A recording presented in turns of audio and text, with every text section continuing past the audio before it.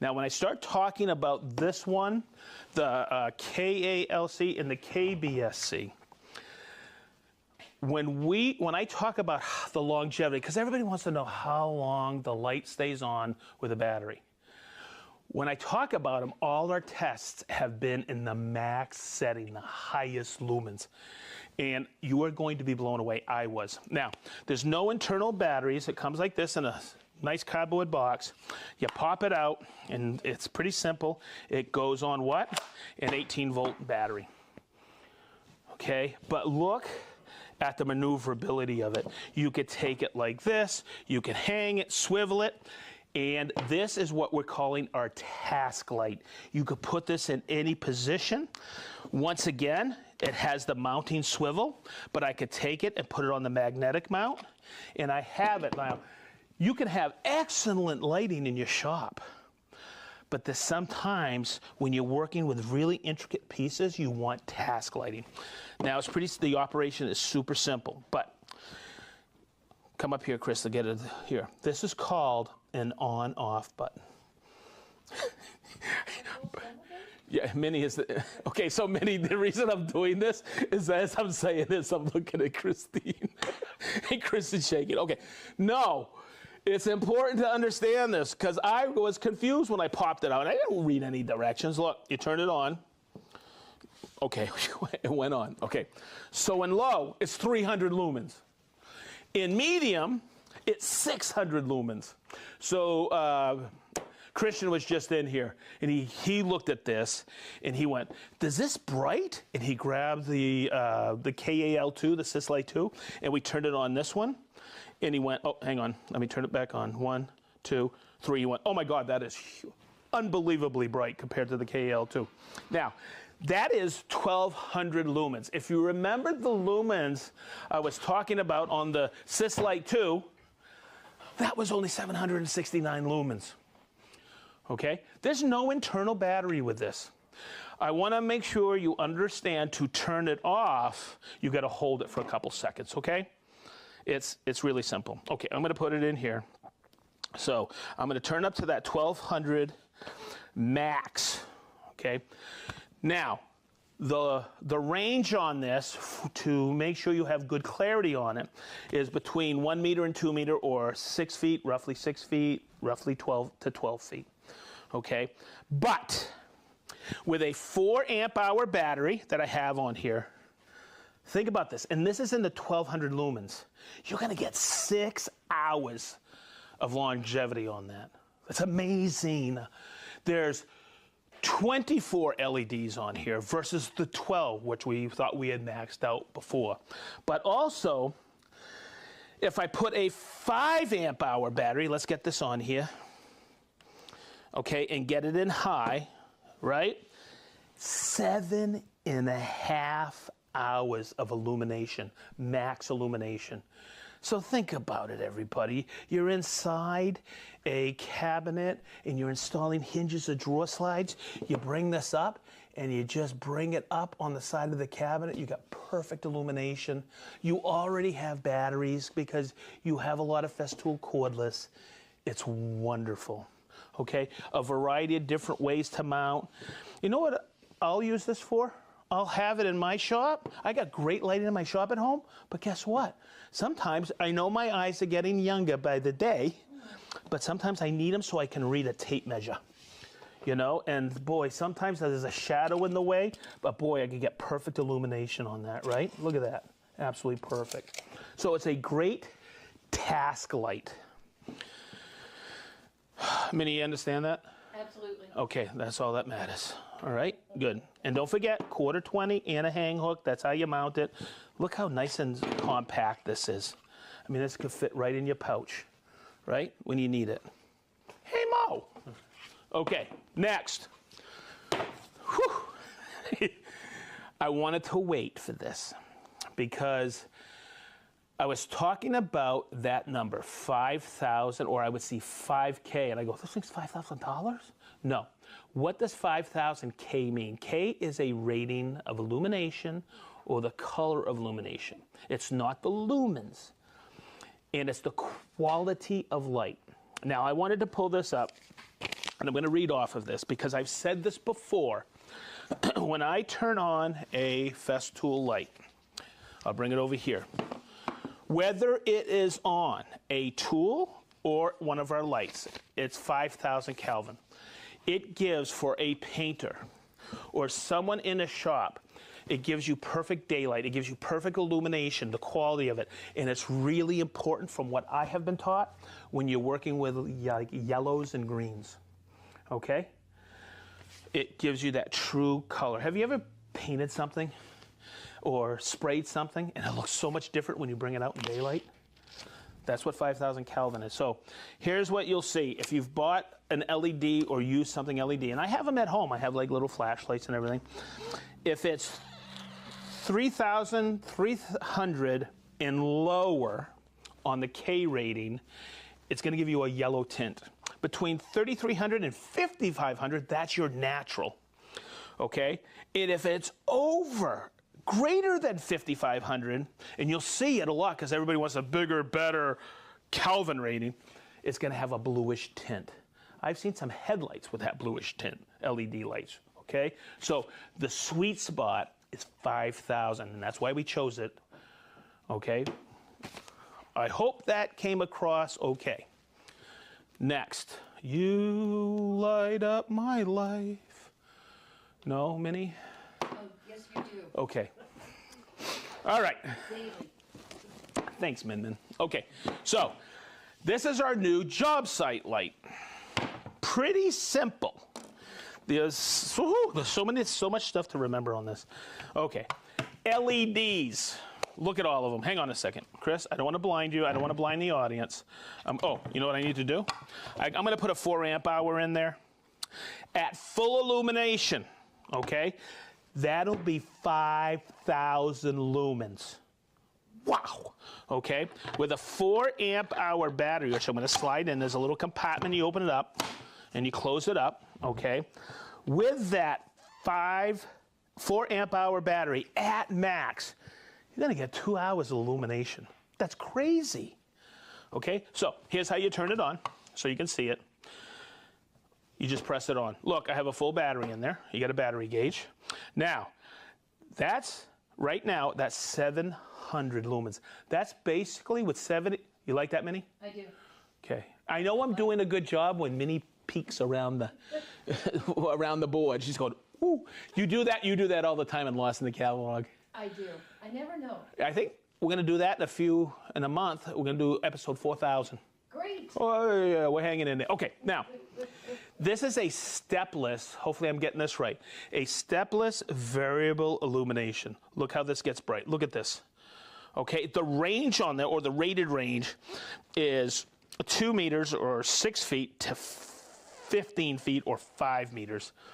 Okay, but when I crank that up and see how it goes off, and I'll bring it right up to that 5,000. There's your 5,000 lumen. Now, here's the beauty of this. Watch.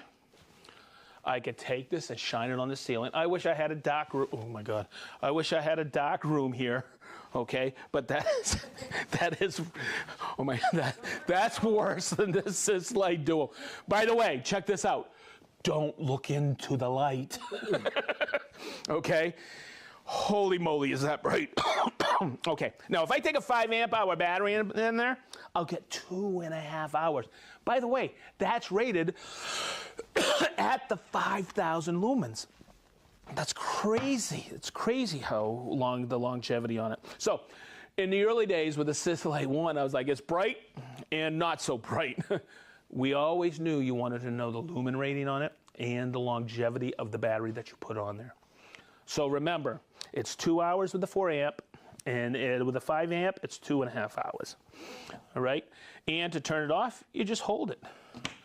Pretty simple. Okay, what's the other thing? How do I mount this? How do I set it up? So if I walk into a room and I'm going to do some work, you know, whatever I'm doing, hanging trim, it's dark in the room. You know where sometimes these are great? It's in a closet, because a closet doesn't have great illumination. You can just turn it on, angle it, okay? It's got a 180-degree swing, so it starts at -14 like this. So you can, let me get this on here. Let me turn it up. God, I love that feature. Okay, and I could swing that all the way to 137 degrees. Oh, let me do this, get it out of the way. So you have that nice range. Okay, I'm gonna be careful when I walk away because I'm gonna bump into something. Hopefully I can read the names today. Whew. Okay, now, what's next? Oh, how do you mount it? I'm gonna turn it off. Okay. What, Christine? Can you put in the bigger battery to show them? Oh, absolutely. It's just, it's not gonna be brighter. That's fine. They just want to. They've been asking for a bit. Okay, there you go. Okay, we'll turn it on. Okay, so I'm actually going to turn it off because I want to point something out.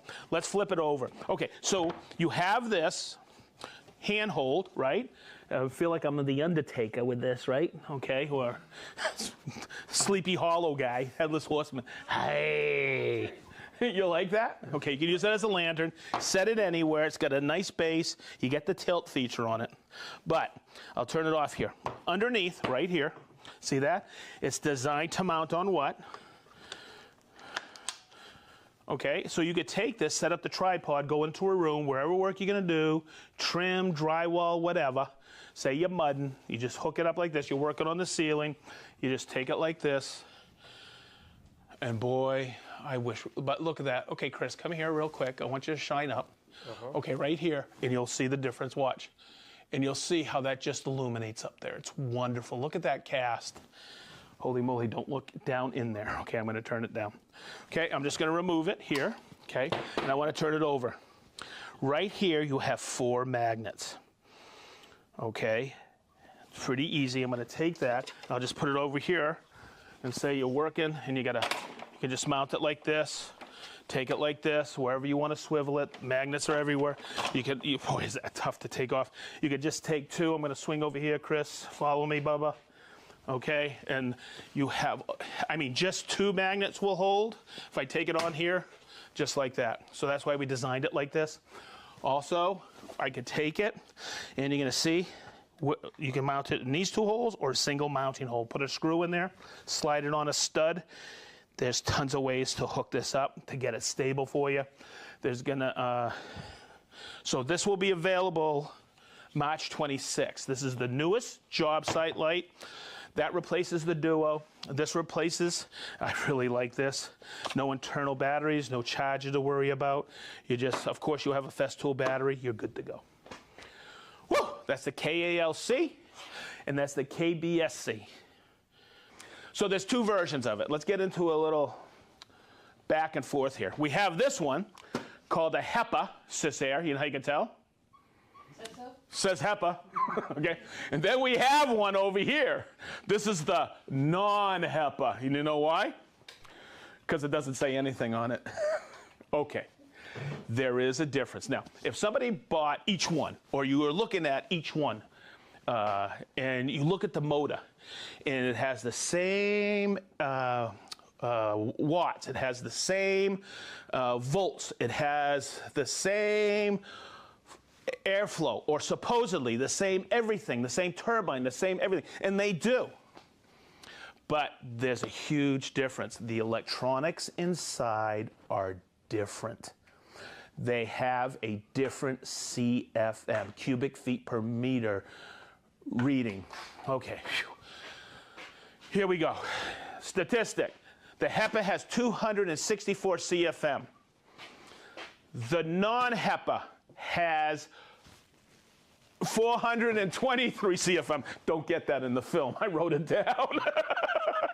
Okay. So, how do you define each one? This one has more airflow. It has a different inner filter. This has an inner HEPA filter. There's not a huge price difference, okay? But it's so important to know this. You cannot purchase this and then someday put a HEPA filter in here because it will show the red light that the filter is clogged. You'll see what I'm talking about in a few minutes. Okay, so make the choice in the beginning. If you're going to be in a situation where you want that 0.3 micron filtration, then get the HEPA. Okay, I'm gonna break this apart and show you everything in here today and go through it. I'll show you the accessories. But here's the other thing that I used to look at when I had an air filtration system.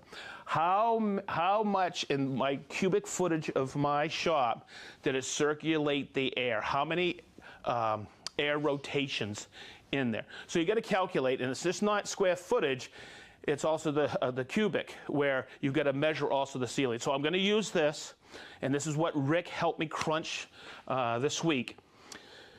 Okay, so we'll pretend this is an 8-foot ceiling, and this unit here, because more airflow, okay, you'll get roughly 330 or 317 square feet, 8-foot ceilings.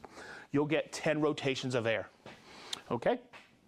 On this one, 330. See how I kind of brought the square footage close? 330. You'll get 6 times the rotation of the air. In 1 hour? Or 1 day? In 1 hour. That's per hour. Sorry. I'm so sorry. See how I get confused? And all those statistics that you look at when you're reading, it can get confusing. I'm going to simplify this. Okay? Watch. Come over here, Chris. And we tried to get the glare out of this box. I just grabbed this box from Minnie's garage. This is her Magic Act box, where she used to be sawn by the magician and Hey! You like that unit, huh? Yeah. Okay, so Garrett made this for us, Garrett and Mike, and we really appreciate it.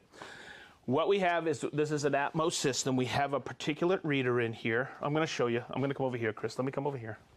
Okay. We put a Sys-Air in there, HEPA. Okay. We have this piece here, okay, that reads the particulate inside.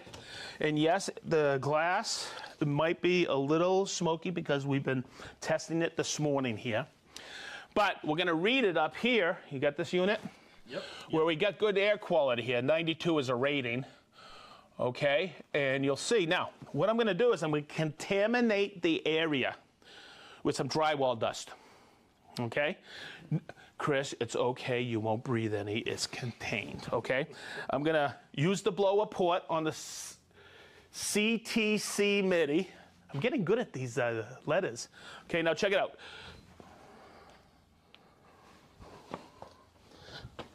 You know what I did? I pulled the battery and it didn't get turned off. Make sure your CT is on. I'm getting good at this, kind of. Okay, watch. I'm going to cycle it on. And Chris, I want you to, I got the big light in there, okay, the new light. I want you to focus in the back to see.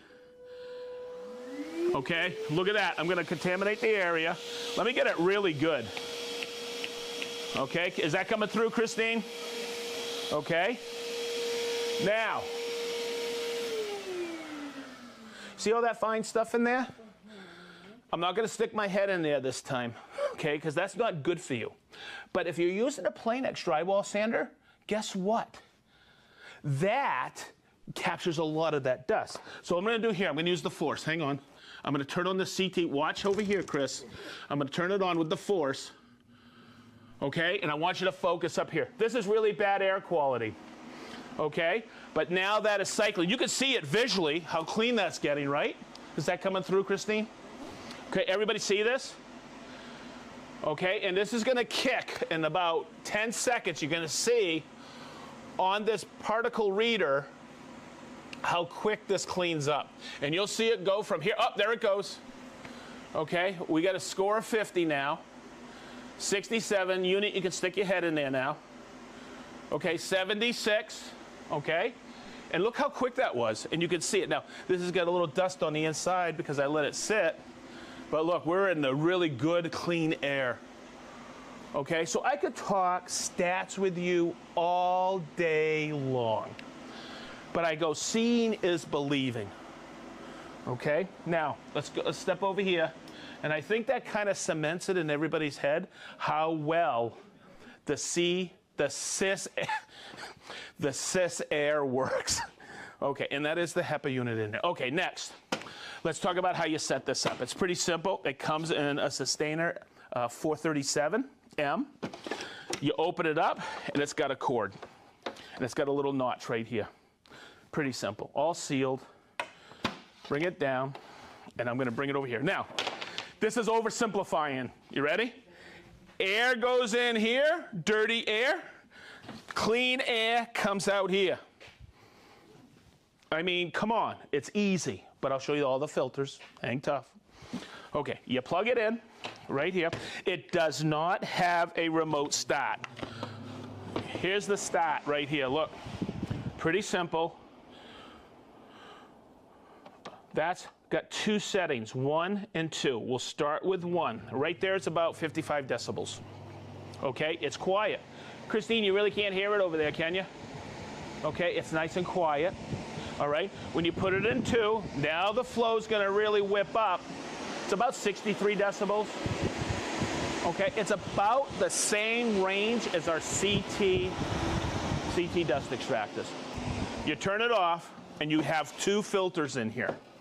Okay, I'm going to pull this off. This on the door is the pre-filter. Okay, the HEPA filter. Okay, the pre-filter you just take out and you replace it. Okay, depending on how often you use your Sys-Air. All right, what's important is this is sold in packs of 5. All right, so if that turns red, you put this back in. You turn it on again, okay, and it should turn green. But what if it remains red? Then what you do, you have a brand new pre-filter in there, you take that out, and here, I'm gonna give you a couple of tips on here, because I used to, when I first got one of these last year, I was like, how am I gonna show people how to put this in? You pull it from the top, and it tilts out, okay? And look at this filter. This filter here, pre-filter, I'm not gonna quote it's around 1,000 something surface area. This is around 3,000 something surface area. And it's because it goes like this, in, out, in, out, in, out. This is an amazing filter. You also have airflow here, okay? So that tells you, oh, it's gonna go back in here like this. Now, here's what I wanted to point out to you. See how you tilt it in and bring it in like this? Now, I was just taking it and going like this and then trying to put my pre-filter in there. You have to, listen, click it in to set it. And that's your HEPA filter.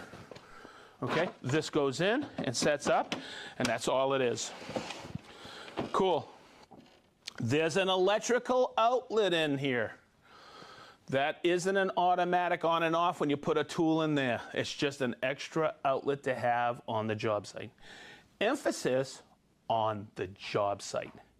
Because if you think about it, that air filter I had in my shop down in Florida, guess what? I couldn't take that to the job site. I'd have to go up, take it down. This, I could take it real simple. Okay, I'm just gonna take this one because I want to leave that plugged in. I can put it on some sustainers and I'm good to go. But I also like this feature because if I'm sanding something, I want to get it in close proximity to what I'm sanding. Okay, the closer the better. It doesn't go up and float around all night or all day for you. Okay, close proximity. Or I could take this and put it on what? A CT. And I'm good to go, and I'm good to go on the job site if I can actually get it to go on there. Okay? And I'm rocking and rolling on the job site. I can put it right close to where I'm supposed to be and get and clean with it and sand with it. Maybe put a sander on there. I'm good to go. Okay? It's extremely portable and it fits in the sustainer system. Okay? So, woo! All right. Man, I should have clogged the filter. I don't want to say that's as simple as it is. Air goes in, goes through 2 stages of filtration, and comes out wicked clean. It's super simple. The cord that comes with it is roughly 10 feet. It's 9.8 feet. It's 22 pounds. Okay, these are all the statistics that you can read. I think that shows you pretty simple that it works fantastic and it gives you killer air quality. All right, what's your health worth? Good. Okay, let me check to see if I get everything. Square footage. I'm going to emphasize one more thing because I have it emphasized on my outline. Make sure you understand that the filters are not interchangeable. That red light would come on your non-HEPA if you put a HEPA in there. It's controlled by the electronics inside because you have to control the airflow between the two different filter materials. Did that come across simple enough? I think so. Yeah? You understood that, Christine? Good. Minnie, you understood that? I got the part, it comes in and it goes through and it goes out. That's all you need to know. Okay. There's a few more things. There's a couple accessories I got to cover. Okay. The first one, I want to show you this one. This is wicked cool. Okay. So remember I tell you I had one hanging from my ceiling? We have a kit, okay, that you can purchase, of course, and it comes with all the hardware. Chris, come on up here so we can see this. It comes with all the hardware. It comes with basically a piece for the roller board that we have, okay? Threaded rod. Hang on a second. Hey, Chris. Yeah. I think I can see your house from here. No way. Yeah. What? Hey, Mo. Okay, so I bet you someone out there's asking right now. Ooh, I got to get out of this contraption. Minnie, I've had this for 18 years. You believe that? I love it. Oh, yeah. That's how I get up in the wall. Okay. Not to oversimplify something. You might have heard me earlier. Oh, it doesn't have a remote control. I use the force. Chris, get in here so you can see this. Watch. Let's see. Turn on. Wow. Is that amazing? Huh? Wait a minute.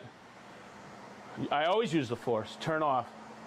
How'd you do that? With my remote control, I got look, I got a little plug-in. It's super simple. There you go, it's on. Now, I don't want to go up and down to turn it from low to high. So, this is really high tech. Look. Oh, our friends. I was doing it earlier. There you go. There's high. Nice. And here's low. Remember this? Oh, yeah. So glad we don't have a need. I know. Okay, hey, it's super simple. This is what I have in my shop at home. That's how I know you can get those remotes. And it's just so easy. Extremely inexpensive on that big A site. Okay. Woo, hey, Dirk from Dayton's here. Yes. I see it over there. Yes. That's awesome. He Okay. didn't sign in, but we saw him. Now let's have some fun because this next accessory, we were messing with this yesterday, weren't we, Chris? Or the day before. So, say I'm doing some work in a really confined area and I don't want all that extra air blowing. I can take the Sys-Air, put it in another room, and have this while I'm working. And I'm gonna, which one did I open up? I think this one. I think this is a fresh one. Okay, it is, and we're gonna put this on here. It is a way to concentrate the air being pulled away at the source a little bit closer, because we're gonna put a hose on here and put it out. And also, if I'm working in a small bathroom, like a half bath, I can use this as well. That way there, the air isn't blowing all over in the bath with me. And it's a confined area. So it comes with this port. It comes with this strap right here. And it comes with this hose. Okay? Watch this. Let's get this. More magic. Okay, never mind. Okay, so let's get this set up. Now, I was somewhere with Travis. What was it, last week, Travis? Yeah. Okay. And I was watching somebody put the hose on. And I was like, okay, I'm gonna use that for Festool Live because I wanna make sure you see this. See these notches? How there's a couple combined here, here, here, and here, okay? This is where these tabs go here. So you gotta position them and they should go right in, just like this. I usually find one and the rest just flow in there. And then I put the pre-filter in, just like this. Now, you're gonna see these 4 little tabs here. I always try to tuck it in. I always check airflow, always check airflow. Airflow's going that way. And then you can put it right in. Whoopsie. Flip it around. That's why I have Travis here today. He's keeping an eye on me. So, next we have to take this hose and slide it on here. Now, when you start doing this, just be prepared that you have to get used to it. So that should go right on. You see how it goes on the outside. I'm never good with this, but I noticed that this gentleman who was putting it on took it like this and opened it up a little, and that made sense. And then you take the strap. Now this strap alone is a heck of a value. You know why? What? It says Festool on it. Okay, good. So then you just take this strap and you put it on like this. I always mix this stuff up, but you take it like this, go like this.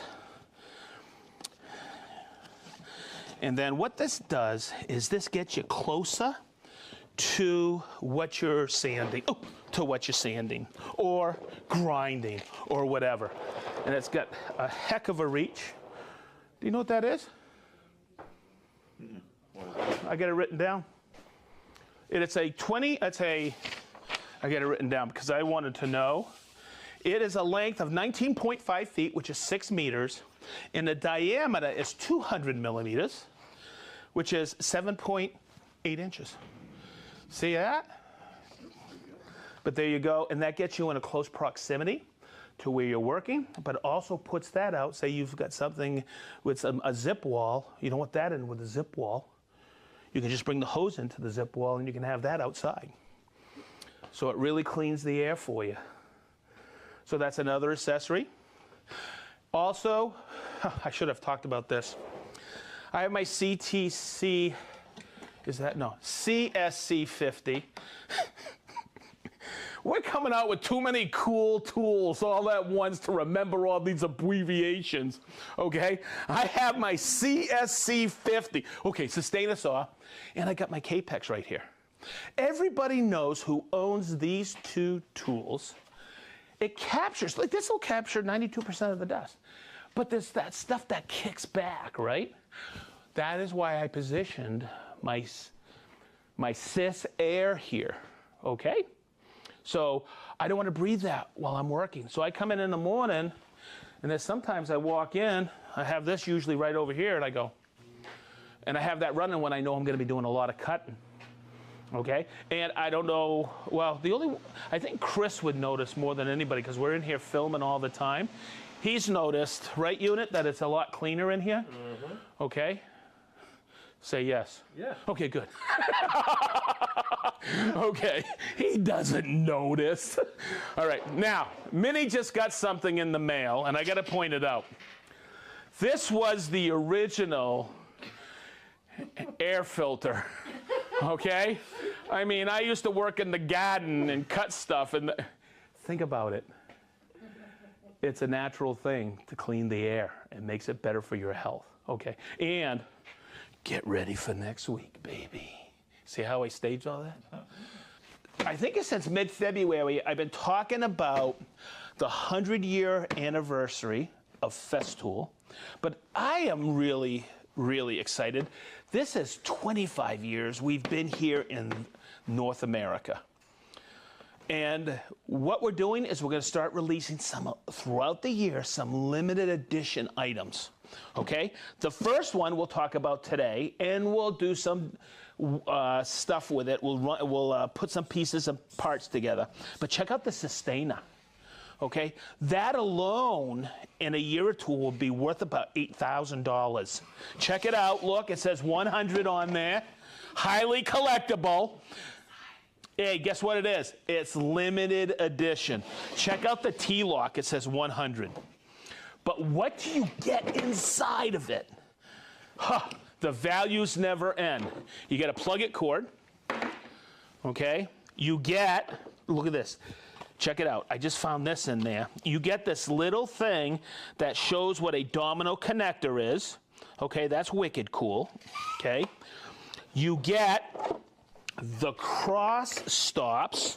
I'll show you how to use those today. I'll give you some great insights on that. You get a trim stop. I'll show you how to use that. You get a Domino 500, okay, and a support bracket. Guess what that does, Chris? Support. It supports, that's right, and I'll show you how to use that. And you get this wrench, and don't lose it. It's a value of $300. Okay, good. Okay, so let's step over here. Let me show you how all those accessories work.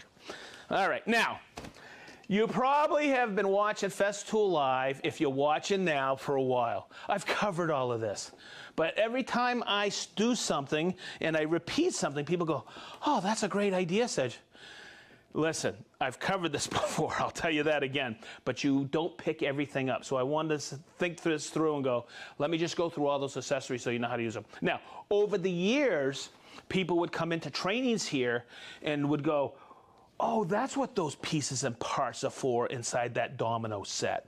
The cross stops and the trim stop. I'm going to show you how to use that and especially the support bracket. Okay, so this is the trim stop. All right, it has independently adjustable fences right here. Okay, and what this does is this creates a cradle when you're working on narrow stock.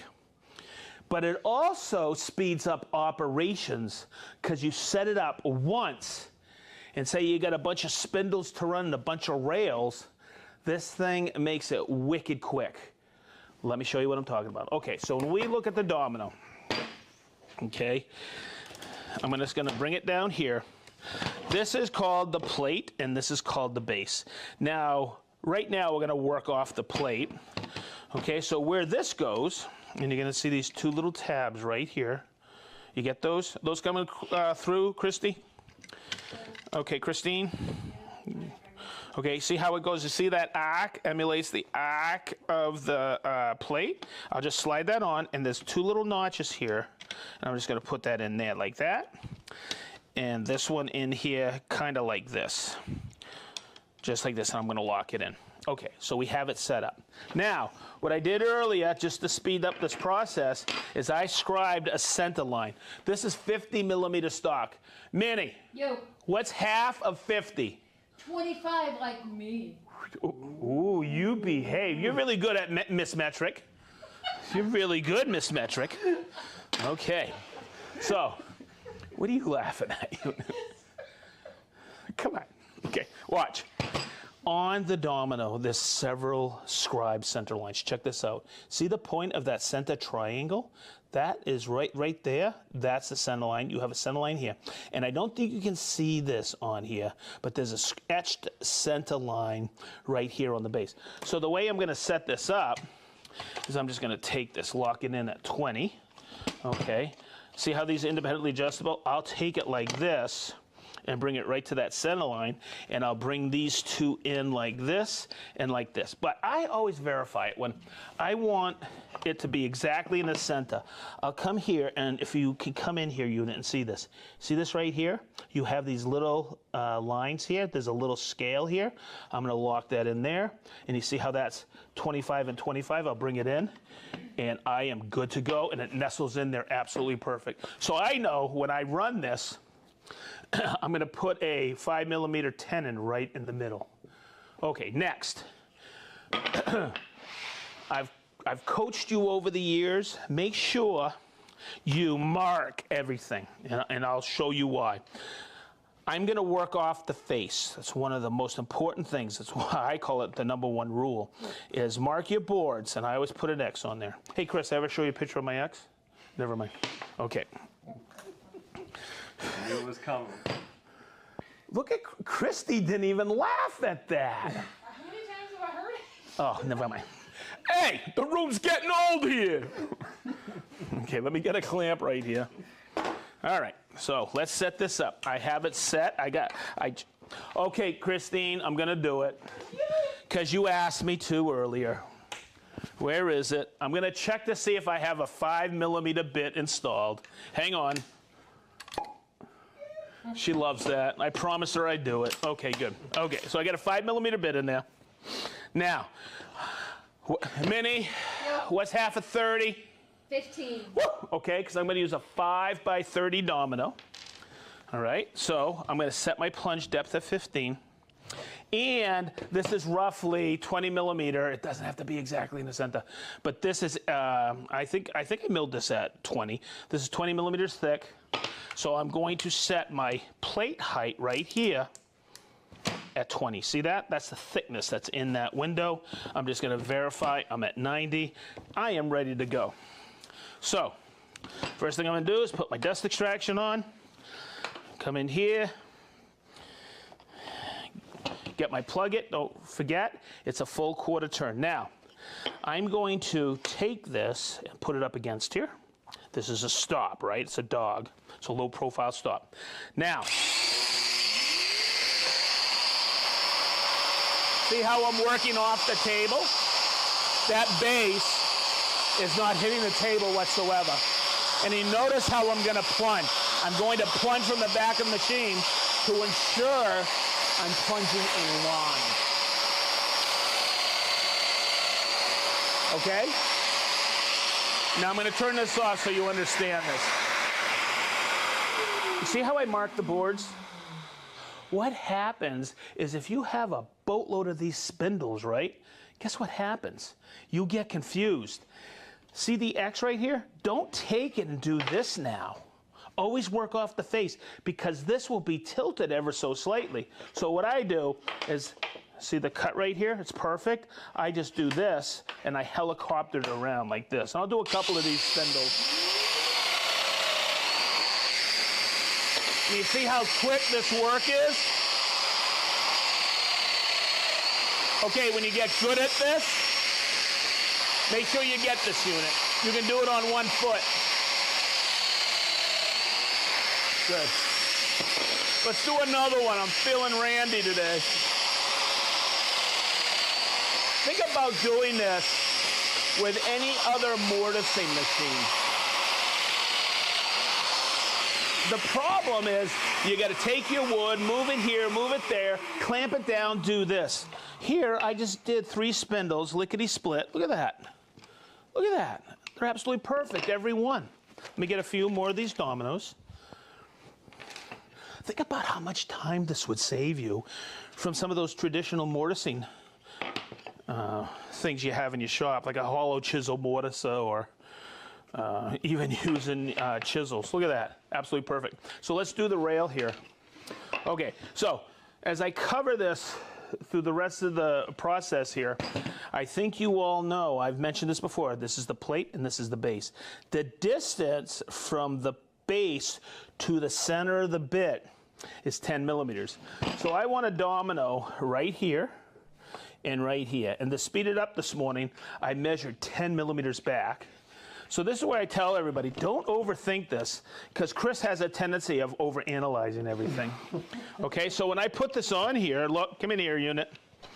This is where I want my domino. If I measured that 10 millimeters back, I can just take it to this line, and then I'm going to turn it on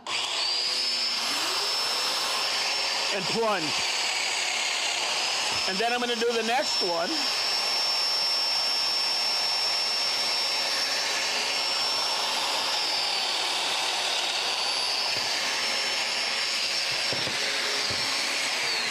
So when you do this, look how perfect that is. See that? Okay, drum roll, please. What's today, Minnie? Friday.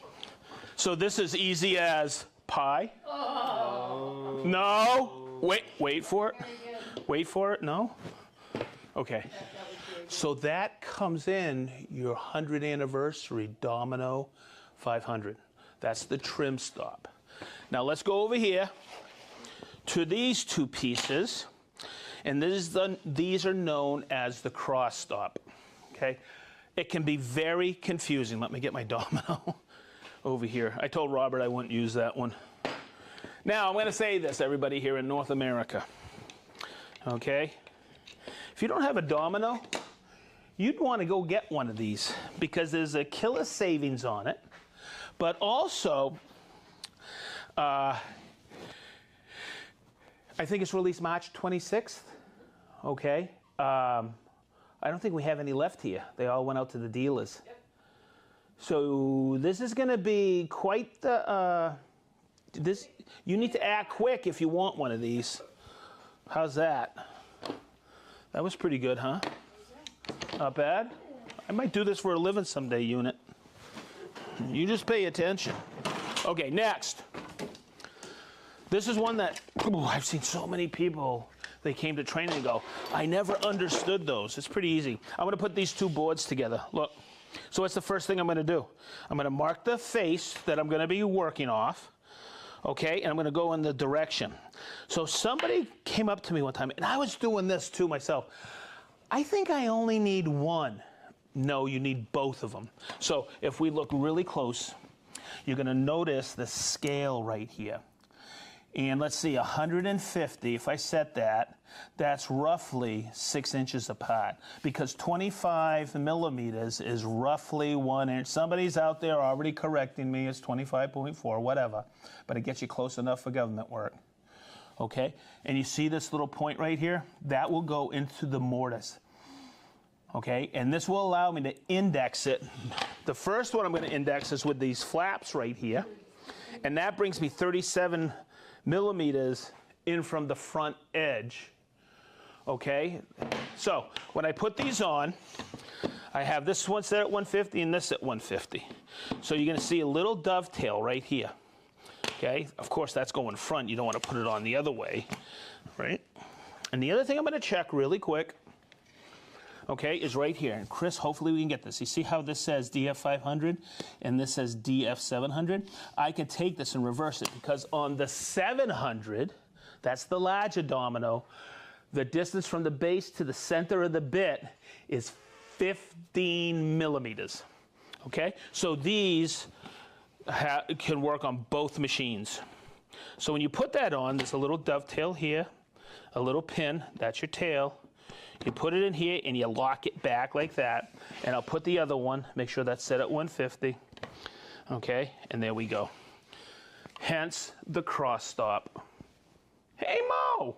Okay, so let's do the first piece. Just like this. I'll set this one aside. Let's lock her in. Remember, work off the table or above the plane of the work surface. So you don't use the base, you're using the plate. The plate sits perfectly on top of this material. So when I work this, and there's a lot in this exercise to comprehend. And when I say that, okay, you'll see, because this is the mistake I always used to make when I first started with the domino. Okay, I got everything set. I'm going to use a 5 millimeter bit. It's the same settings. But you see this right here? I'm going to do the tight setting, and I'm actually going to use this flap. So when I come in here, and unit, make sure you get this from up top. Remember I told you about that first triangle? Let's look at this triangle right here. See how that shows perfectly in the center? Does that come through, Christine? Which triangle? This triangle right here. Yes. Okay, that allows you to shoulder it properly. So when I take that in and rotate it, watch.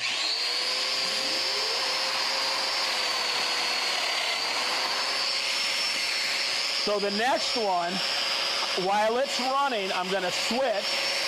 And you see how I take that and put it in, and then I shoulder it.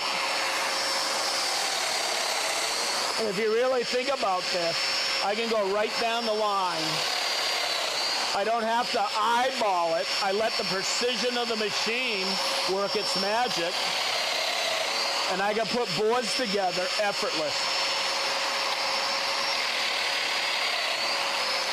Okay, so I use this one, right? Now, this is why I mark the boards. Let's set that over there. Now, I have to go in this direction. That's why you have that other cross stop on there. That's the one that had me in the beginning scratching my head. I just didn't understand it. Now, here's the big mistake that I always used to make. What happens on this board, it's kind of like what happens in Vegas stays in Vegas. Kind of like that. What happens on this board, see the sequence? Tight, loose, loose, loose, loose. Okay, so I have to what? Switch the machine back. See that? While it's running. Then I can grab that flap. You'll see the other triangle there. Then I'll switch it and work my way down. And when you get really good at this, you can do it on one foot.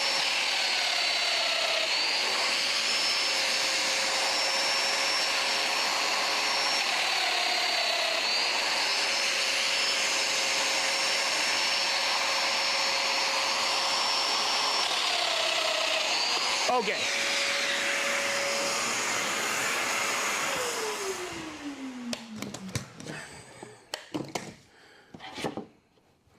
Let's get some dominoes in there.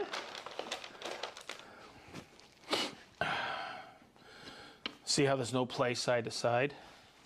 This confuses a little bit of people, a little bit on people. See how I still have my glue line there, but I have 3 millimeters on each side. That center notch for lateral tolerance gives you an additional 6 millimeter. Okay, but the key to it is I still have my long grain to long grain adhesion on top of the domino. And there we go, and there we go. Okay, now if you use the third setting, which I never use, I use it on really rare occasions. I've had an application where I had to use it. Okay, the reason we do this and make it with a little bit of wiggle room in there, if I had done these all tight, okay, they would have gone together on both sides perfectly because of the precision of the machine. But you're in your shop by yourself and you're assembling, it's tough to get it down there. So this is why you always find that first one and then the rest come right together. Picture perfect. But look at that. Here's the whole thing. Look, perfectly even here. Look at this. And that is dead flat across.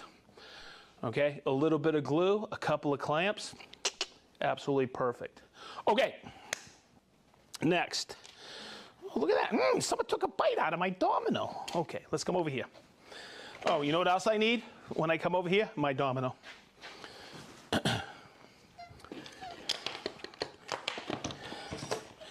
Let's do this.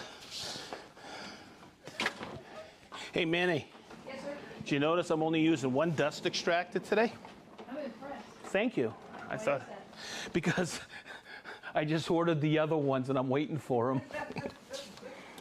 You know, it's kind of a drag. We just came out with that facelift and I have to replace everything in here. Yep. Oh, Okay. I was just getting used to them. Okay. Every time I'm going to plunge vertical, or 90% of the time I'm plunging vertical with the domino, I'm putting on a support bracket, and I'll show you how that goes on. I am going to do this.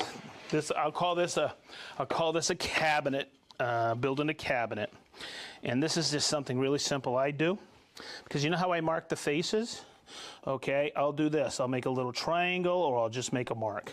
Because I know that's what I need to line up. And I know this is where my plate's going to go, and my plate's going to go here when I plunge vertical. So I also do this. I go horizontal, and here I go vertical. You've seen me do this because it's the exact same joint I've done in videos when I do what? The connectors. Okay. Did that come through pretty cool? Hey, Dirk, you on? It's my buddy. So this is what we're trying to achieve. And I'll show you how to do that. See how I made my mark there with a line? You want it perfectly flush. I can't tell you how many times people have come up to me. And it'll happen tomorrow when I'm doing a demo on this. People go, Sedge, I'm trying to do a butt joint for a cabinet. Come in here, Chris. And they get this. a little offset. It's because they didn't mark their boards and they haven't placed the plate where they need to place the plate. Follow me on this. Let's do this one first, and then we'll, oh boy, that felt good. And then we'll do this one.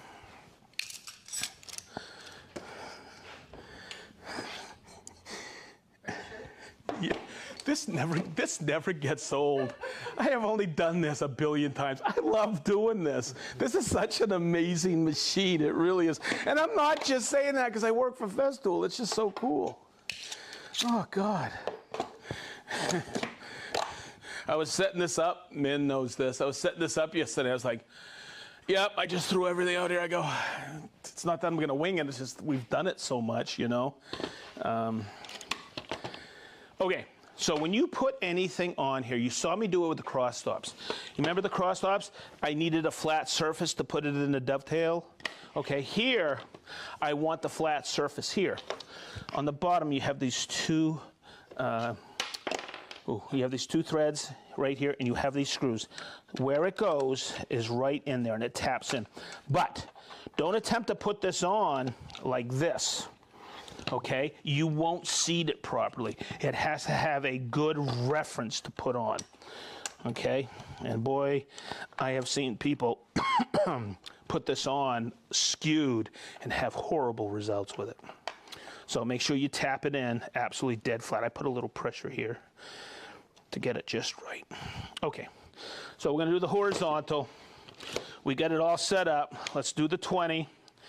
Okay, I'm going to push this back a little so unit can get in here and get a good shot of this. Let me do this. Oh, okay. Now, there's certain things I say throughout all the Festool lives. And it's because I remember my friend Lester who once told me, can you show that to every class? Okay, when you put a plug-it cord on a tool, make sure when you put it in, just don't put it in. Make sure you take it and take it a quarter turn that way. That way there it locks in. Cool. All right, so what am I doing first? Oh, I'm going to turn it on. Okay. And I'm going to use the flap.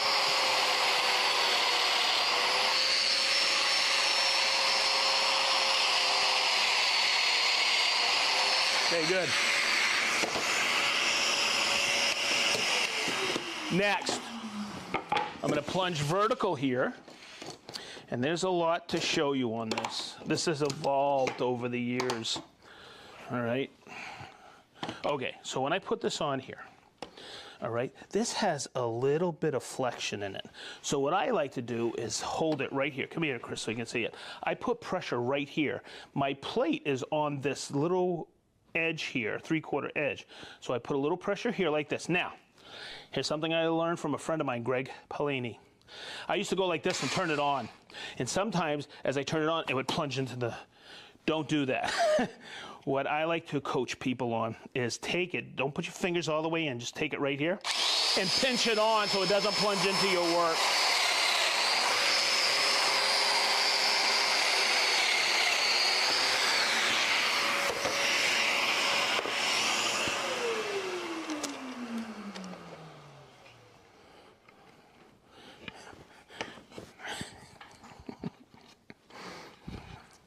When I first started using the Domino, I'll never forget, I was like getting used to the machine, like doing miters, doing bevels, doing butt joints like this. And every time I did it, because I was new to this machine, I would put it together. And as I put it together, I'd go, phew, it worked again. Okay, and look at that. That's absolutely perfect. That makes a phenomenal cabinet. Hey, listen, if you need to put one in the middle, you can use the cross stops. Just come over the same way. Make sure they're adjusted easy, and it'll get you right in the center. Or you can use your eyes with the cursor right here in the middle and put a little wiggle room in there. It's just an incredible system. And boy, I might have to get one because of this new Sustainer. Another one. I just think this is wicked cool.